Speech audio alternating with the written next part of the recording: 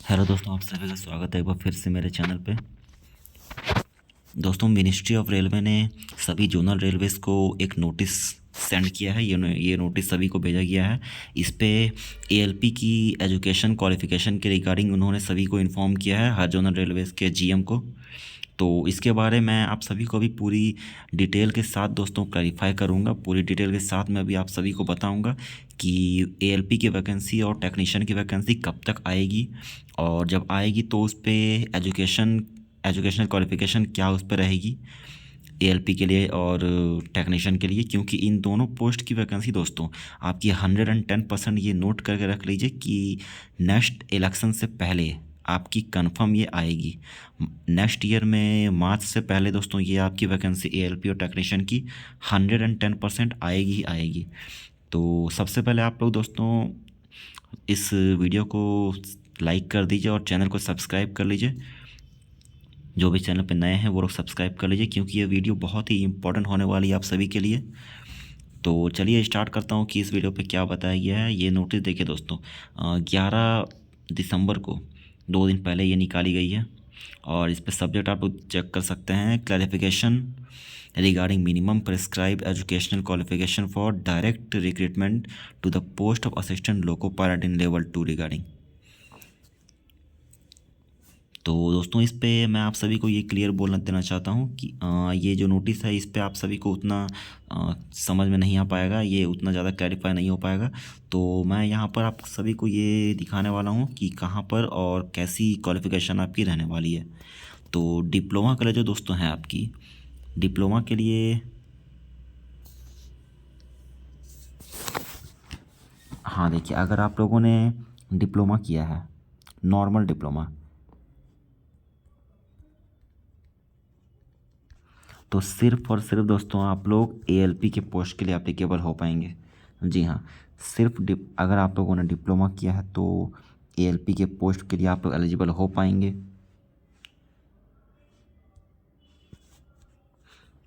और मान लीजिए आप लोगों ने अगर डिप्लोमा में लेटरल एंट्री वाला डिप्लोमा किया है जो 2 साल के लिए होता है, तो भी आप लोग दोस्तों एलिजिबल ईजिली होंगे। क्योंकि 2018 में जब वैकेंसी आई थी, तो 2018 में जब वैकेंसी आई थी तो उसमें दोस्तों आप सभी की आप सभी के लिए उसमें ये बोला गया था कि 2 साल का जो लेटरल डिप्लोमा है वो एलिजिबल नहीं हो पाएंगे कैंडिडेट उसके लिए।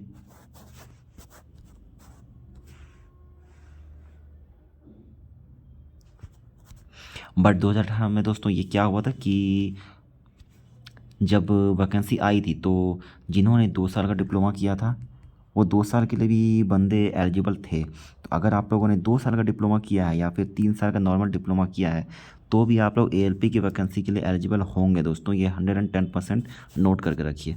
और चलिए दूसरा बात है दोस्तों,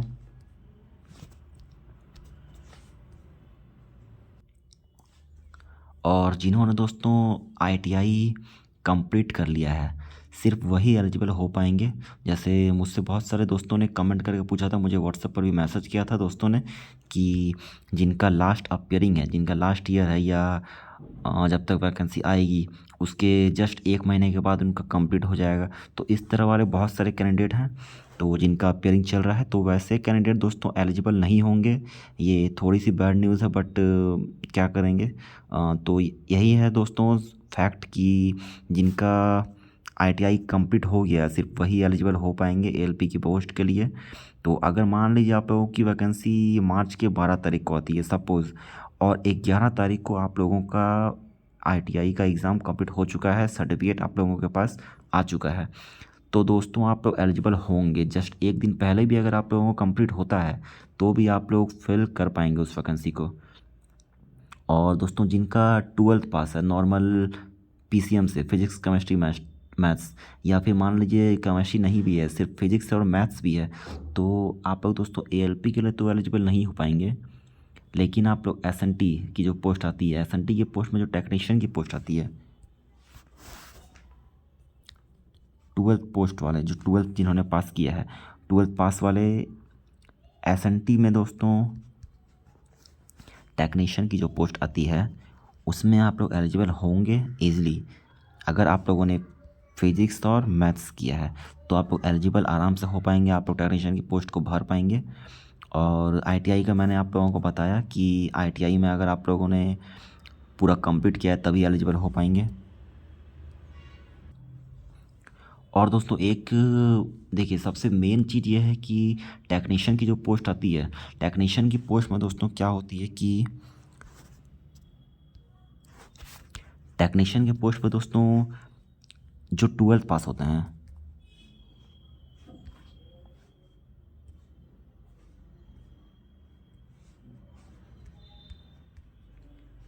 टेक्नीशियन के पोस्ट पे सिर्फ 12th पास वाले एलिजिबल होते हैं। अगर आप लोगों ने नॉर्मली डायरेक्ट 10th के बाद अगर आप लोगों ने डिप्लोमा किया है और डिप्लोमा किया है तो आप लोग दोस्तों एएलपी के लिए अगर डिप्लोमा आप लोगों ने किया है तो एएलपी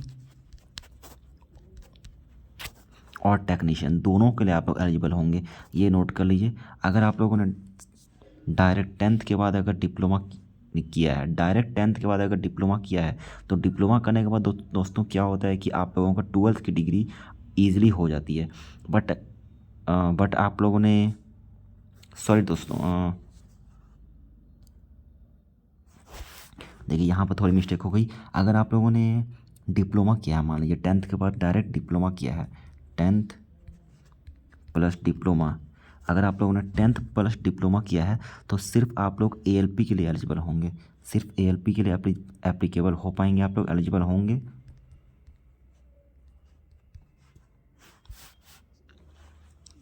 क्योंकि डिप्लोमा में क्या होता है दोस्तों, आप लोगों का 12th नहीं आ पाता है।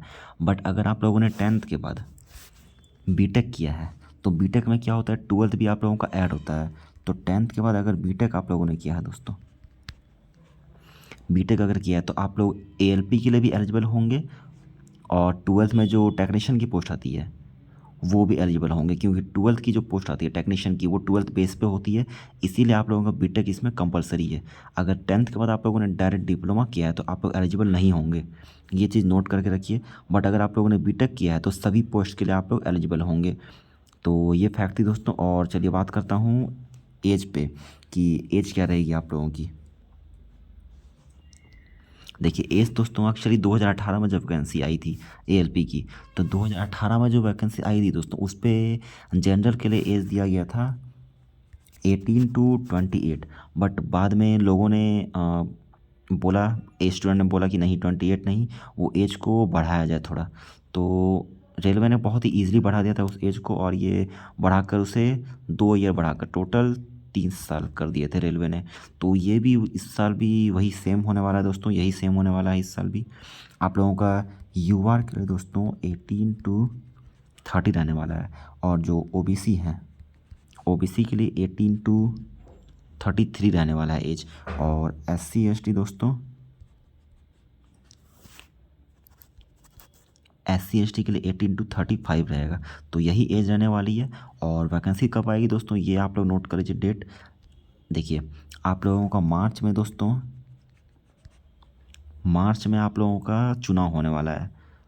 तो जब मार्च में इलेक्शन होगा तो ये नोट करके रख लीजिए कि इसी मार्च के आसपास आप लोगों की एएलपी और टेक्नीशियन की, एएलपी प्लस टेक्नीशियन की आप लोगों की वैकेंसी 110% दोस्तों आएगी। ये फिक्स न्यूज़ और ये इंटरनली मेरे पास न्यूज़ आई है। आप लोगों की मार्च के आसपास एएलपी और टेक्नीशियन की वैकेंसी आएगी दोस्तों। और कुछ लोगों ने मुझसे ये पूछा था कि ग्रुप डी की वैकेंसी आएगी कि नहीं। तो ग्रुप डी की वैकेंसी दोस्तों अभी बहुत कम चांस है, क्योंकि 2018 में और 2019 में, 2018 और 2019 में दोनों में ग्रुप डी की वैकेंसी दोस्तों आ चुकी थी। तो इसीलिए कम चांस है कि ग्रुप डी की वैकेंसी फिर से आएगी।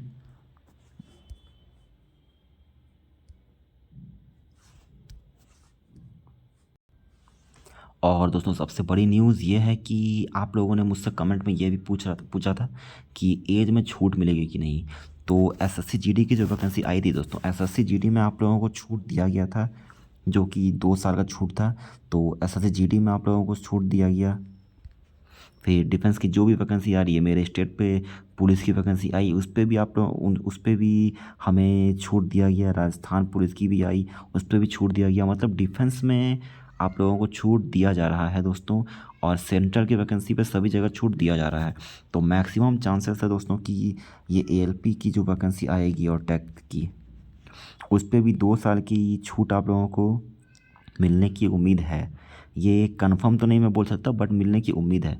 तो और नहीं भी मिलेगी दोस्तों तो आप लोगों के लिए 18 टू 30 तो जनरल की एज रहेगी। तो जनरल वाले उतना भी उदास मत होइएगा, क्योंकि 18 से 30 साल आप लोगों की एलिजिबिलिटी रहेगी, आप लोग फिल कर सकते हैं। और एक बार मैं फिर से इसे रिमाइंड करना चाहता हूँ कि एलिजिबिलिटी इसकी क्या क्या है। अगर आप लोगों ने नॉर्मल 10th किया है और 10th के बाद ITI किया है तो आप लोग ALP की वैकेंसी के लिए एलिजिबल होंगे।